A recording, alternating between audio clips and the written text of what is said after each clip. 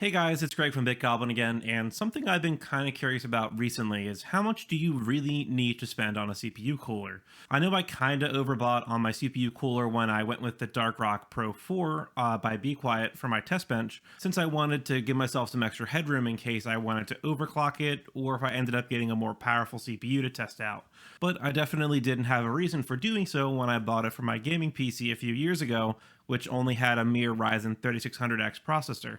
I did a couple videos on building my test bench and upgrading my desktop to a Ryzen 5800X if you're curious about them. But for today's video, we're going to investigate about how much could I have saved if I've gotten a more reasonable CPU cooler. You smell that? It smells like a bit goblin. There's not really much more to say to intro this video, so let's just get right into what we're doing today. My plan is to run several different CPU coolers from different price ranges to see about how well they perform under various workloads. And what we're mainly looking for is what performance improvements, if any, you can get by stepping it up to the next tier of cooler. The contestants for today's tests range from the bare minimum cheapo stuff that can be found online, which you probably shouldn't buy anyway, all the way up to one honking beefcake of a cooler, which probably signals that its owner is overcompensating for something. First up, we have the cheapo product, PC Cooler 90mm CPU cooler. I'm just going to call this PC Cooler Flower because there's really not a name to it. It's a small, retro-looking flower-shaped cooler that honestly looks kind of cool to me. But being had for as little as $9, can it really be any good? Surely big tech wants you to spend a lot more than just $9. Next up, we have the AMD Wraith stock cooler. This represents the bare minimum that you should stick with, since these come for free with your CPU, that is unless you get a crazy high core count one, and nothing beats free, right? Our third contestant today is the Be Quiet PureWalk Slim Cooler, which can be had for around $25. It's nothing fancy, being a relatively affordable chrome-colored single-tower cooler, the definition of bog standard. Weighing in at number 4 is the Cooler Master Hyper 212 Evo Black Edition cooler.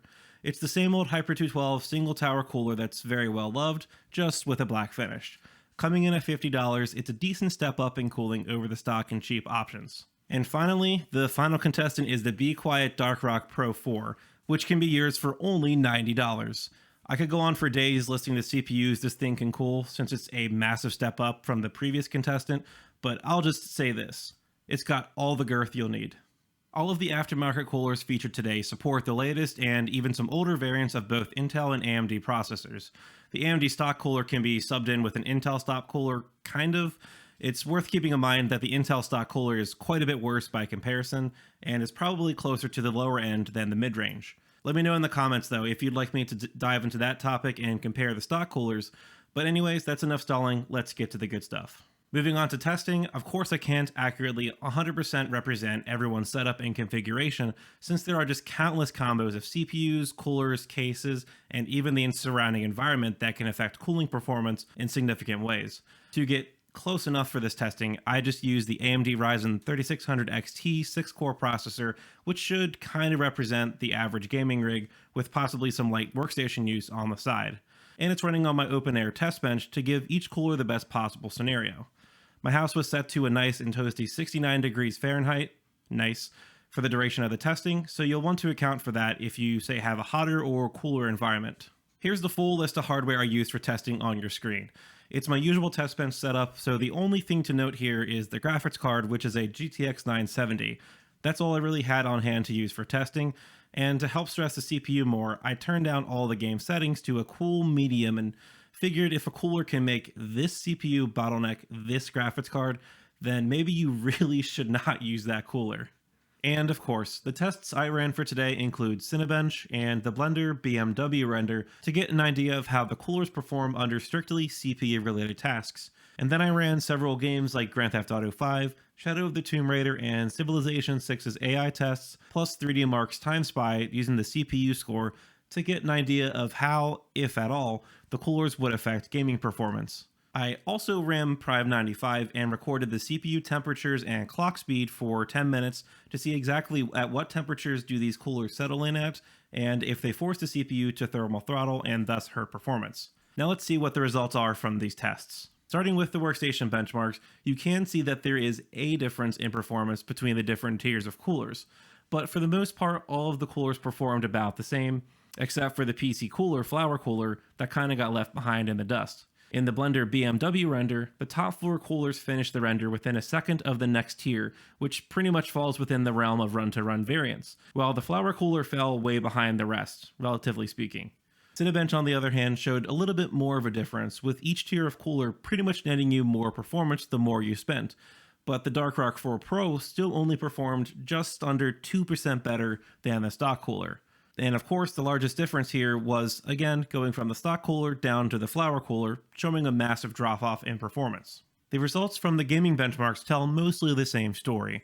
On the first few benchmarks, the two Be Quiet coolers and the Hyper 212 Evo slightly edged out the AMD stock cooler, whereas the PC cooler fell well behind the rest. Borderlands 3 had some wonky results though, with the top two coolers performing pretty much the same, and the bottom three coolers performing the same as well. And the minimum results also varied rather wildly over the 3 runs per each cooler, to where I almost threw out the results entirely, but ultimately I figured I would just lay it all out there for you. The Civ 6 and TimeSpy CPU results showed us incremental improvements as we step up each CPU cooler tier, and this is probably just due to the fact that these tests were designed to stress the CPU more, but much like the Cinebench results, they didn't show much of a difference between each cooler. The PC Cooler flower cooler seems to have done well in the Civ 6 test, but it's also worth considering here that this test runs for under a minute and really didn't give much time for the CPU to thermal throttle. Now, to give all of these numbers some context, let's take a look at the results from the Prime 95 10-minute stress test. For the first 4 minutes, the coolers settle into reasonable temps across the board, with the top 3 coolers all running below 65 degrees, the AMD stock cooler settling around 72 to 76, and the PC Cooler flower cooler settling in around a toasty 80 degrees Celsius. As the test wore on though, the temps started to slowly rise for a few minutes before settling in again about 10 to 15 degrees hotter than before.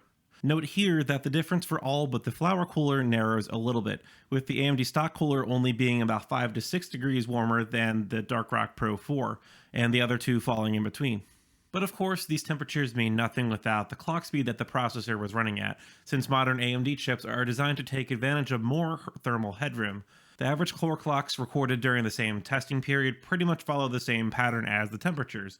They all settled in for the first 4 minutes or so while they got heated up, started dialing back their clocks a bit for the next 2 to 3 minutes, and then settled in for the remainder of the test. Again, the Dark-Rock Pro 4 led for most of the test, letting the 3600 XT reach and maintain higher clocks than the rest. But the Hyper 212 Evo followed very closely behind, and the P-Rock Slim fell almost directly in the middle between the stock cooler and the Hyper 212. And I feel it's also worth mentioning here that the performance gap top to bottom widened a bit towards the end than it was compared to the early going. So what does all this mean?